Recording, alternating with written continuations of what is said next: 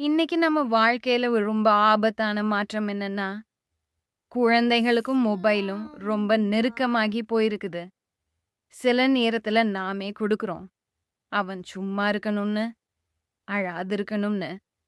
ஆனா, அதுக்குள்ள ஒரு பெரிய பிரச்சனை உருவாகுது.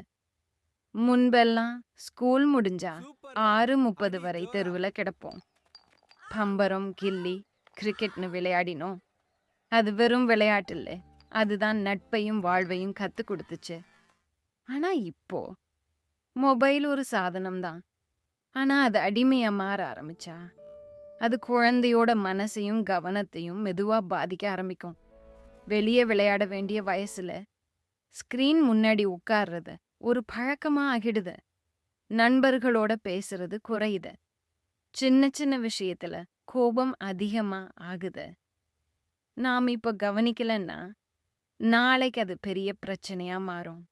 மொபைல் யூஸ் பண்ணாதன்னு சொல்ல முடியாது. ஆனா, அளவோடு பயன்படுத்த கற்றுக் கொடுப்பது தான் நம்ம பொறுப்பு. குழந்தைகளுக்கு நேரம் குடுங்க, ம் விளையாட அப்பா வையுங்க, பேசுங்க. அப்போதான் அவர்கள் மனசு ஆரோக்கியமா வளர முடியும்.